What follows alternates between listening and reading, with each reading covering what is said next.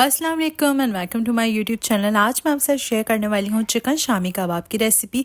ये रेसिपी बहुत मज़ेदार है, बहुत खस्ता और बहुत ही फ्लेवरफुल कबाब बनकर तैयार होते हैं। इनको आराम से आप फ्रीज़ करके जब तक दिल चाहे रख सकते हैं।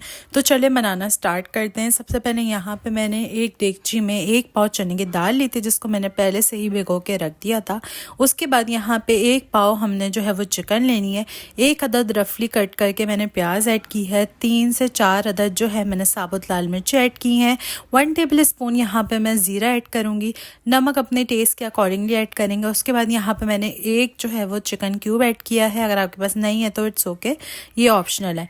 उसके बाद यहाँ पे मैंने तकरीबन 2 कप पानी ऐड किया था, क्योंकि इसमें ज़्यादा पानी ऐड करने की ज़रूरत नहीं है। दाल भी पहले से भिगी हुई थी और चिकन भी इतना टाइम नहीं लेती है। उसके बाद तकरीबन 1 टेबल स्पून भर के मैंने इसमें अदरक लहसुन का पेस्ट ऐड किया। उसके बाद इन सब चीज़ों को अच्छे से मिक्स कर लेनी है। मिक्स करने के बाद हमने इसको कुक होने रखना है जब तक कि चिकन और दाल जो है वो गल ना जाए। यहाँ पे मैंने 1 टीस्पून जितना हल्दी ऐड कर दी थी, ताकि येलो सा कलर आ जाए।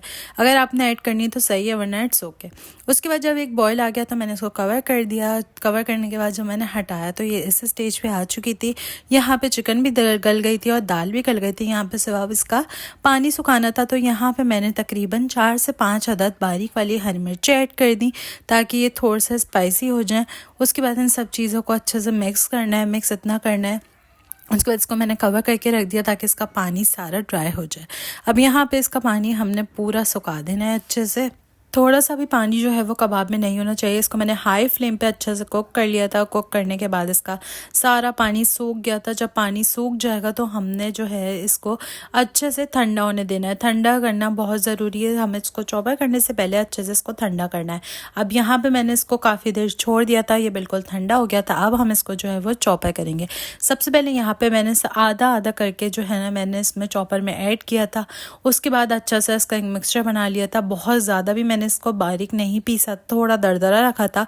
उसके बाद इसमें मैंने ऐड किया था हरा धनिया पुदीना मिला के तकरीबन ½ कप।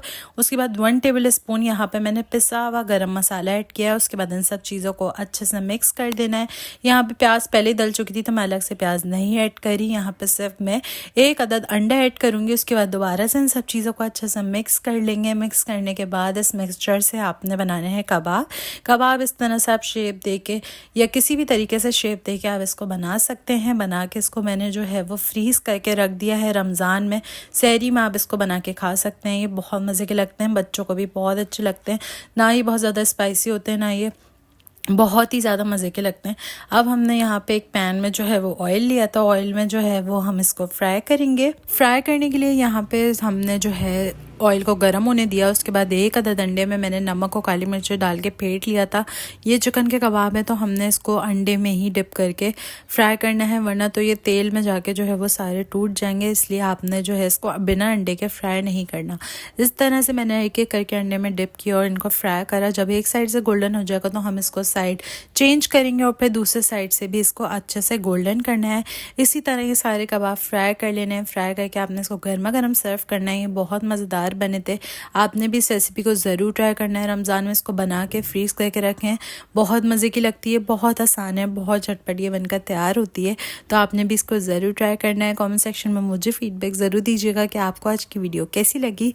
तब तक के लिए मिलती हूँ अपनी अगली वीडियो में। अपना बहुत सारा ख्याल रखिएगा। अल्लाह हाफ़िज़।